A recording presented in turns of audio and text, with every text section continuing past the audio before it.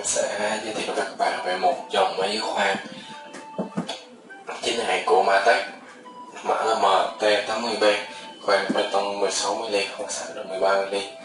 Và đây là cái máy của chúng ta. Các bạn lưu đây, khi chúng ta mua máy về ta kiểm tra bạn có phải đây là máy thật hay không, thì đây là những điều kiện để kiểm tra máy thật này. Trên này sẽ có logo của Matech được dập nổi lên đây. Đây. Và sau đây nó sẽ có tem, trên tem sẽ có đầy đủ thông số kỹ thuật này.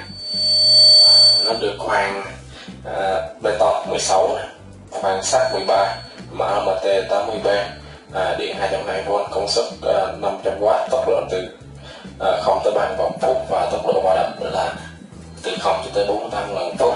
Và cái logo mà người ta được dập nổi dưới đây nè, tại vì đây là thuộc cái tập đoàn này người ta nên mà người ta sẽ dập nổi dưới đây.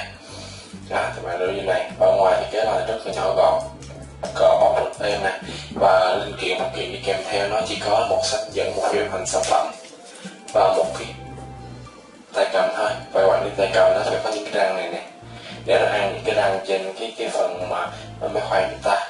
Những cái dòng giả thì đa phần không có, cái là phần là những cái vòng này khóa lại thì trơn luôn. Đó, thì bạn lưu ý điều này. Này, ở trên đây nó sẽ có hai chức năng, khoan sắt và khoan bê tông, thì tùy vào công việc của bạn để chọn. Và chúng ta sẽ có một cái tem chống hàng giả này nữa. Và tiếp theo nó sẽ có một cái khóa đầu khoan đi kèm theo máy.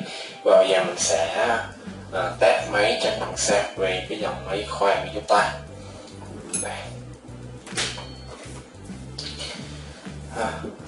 Nó sẽ có đi theo là cấp tốc độ vô cấp, nên tốc độ nhanh hay chậm là tùy thuộc vào các bạn là bóp nhẹ hay mạnh thôi. Thì bây giờ mình sẽ cho tốc độ từ chậm tới nhanh. Mình sẽ bóp nhẹ đi chậm, mạnh từ từ, rất nhanh.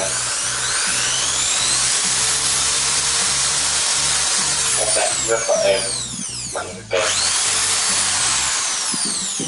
Thì mình đã vừa giới thiệu với các bạn về dòng máy khoan chính hãng của Matech MT80B. Cảm ơn các bạn đã xem video. Nếu bạn thích, bạn hãy subscribe, giữ like của mình. Cảm ơn các bạn, xin chào các bạn.